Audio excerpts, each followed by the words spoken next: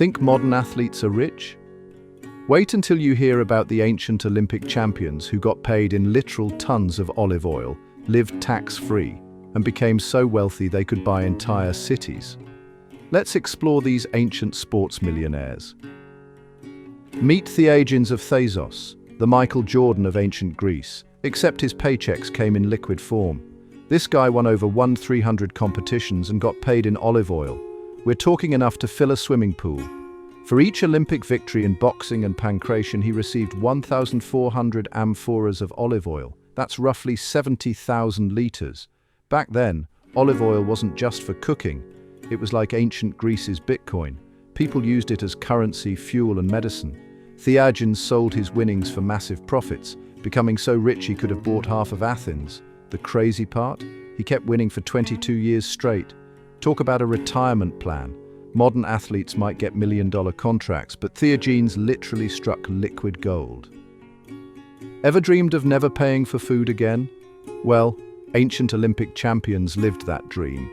When athletes won at the Games, they got a VIP pass called cytosis, basically an all-you-can-eat card for life at the public dining hall. These halls weren't your average cafeteria, though. They served the best food in town and were packed with celebrities, politicians, and other sports stars. Imagine walking into any restaurant in your city, ordering whatever you want, and just saying, "Put it on my Olympic tab." That's exactly what these ancient champions did. The best part? This perk lasted their entire life. Some athletes actually got so famous from hanging out at these dining halls that they became politicians themselves. Talk about networking over dinner. You think modern sports betting scandals are wild? Ancient Greece had betting drama that would make today's Vegas look like a kid's poker game. Take the case of Eupolos of Thessaly, who literally bribed 3 of his boxing opponents to take a dive in the 98th Olympics. He got caught, and the Greeks didn't mess around. They used the fine money to build giant bronze statues of Zeus, complete with inscriptions warning others not to cheat. These Zane statues lined the path to the Olympic Stadium, so every athlete had to walk past them and think twice about fixing matches. But here's the kicker. Some athletes got so good at match fixing that they turned it into an art form, creating secret signals and elaborate betting schemes that would put Ocean's 11 to shame. Let me tell you about Milo of Croton, the ancient world's first living legend. This guy wasn't just any wrestler, he was the wrestler. 6-time Olympic champion who carried a full-grown bull on his shoulders just for fun. Yeah, you heard that right. The Greeks were so blown away by his achievements that they broke tradition and built him a statue while he was still breathing. That's like getting your own statue at Madison Square Garden while you're still playing. But Milo wasn't just showing off. He was a marketing genius before marketing was even a thing. He'd walk around wearing a lion skin like Hercules and perform crazy strength stunts in public. The crowds went wild and the money kept flowing. Ancient celebrities, they're just like us except with more bulls and better fashion choices. Want to know the ultimate ancient athlete perk? Tax-free living. Olympic champions didn't just get fame and olive oil, they got a complete tax exemption card. We're talking 0 taxes forever. These athletes became so wealthy and influential, they started throwing their weight around in politics.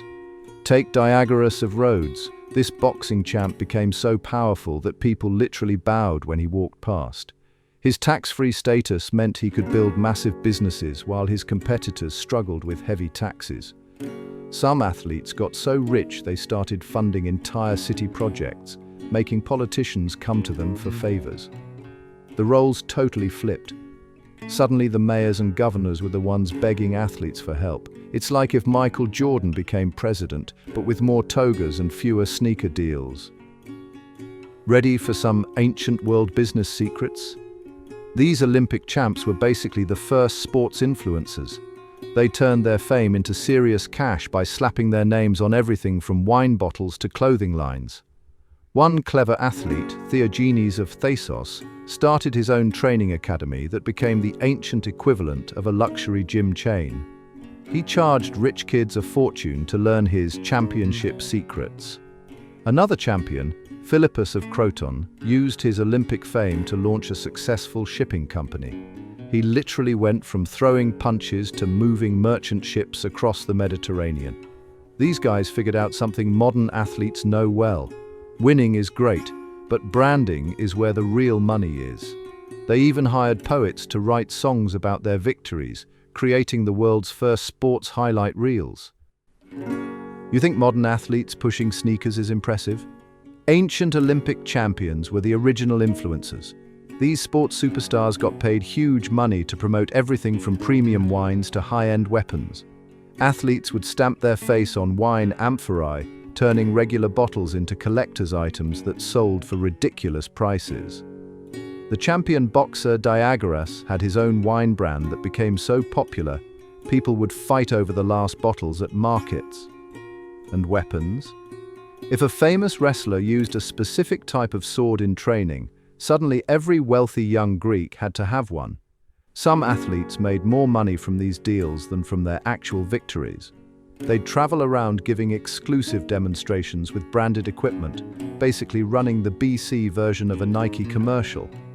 The funny part? These endorsement contracts were carved in stone, literally. Ready for the most epic, started-from-the-bottom story in sports history? Meet Democritus of Larissa, a guy who went from being someone's property to becoming one of the richest athletes in ancient Greece. As a slave, he secretly trained at night after his work in the fields. When his owner caught him practicing instead of punishing him, he made a wild bet. If Democrats could win at the Olympics, he'd get his freedom. Talk about motivation. Democrats didn't just win.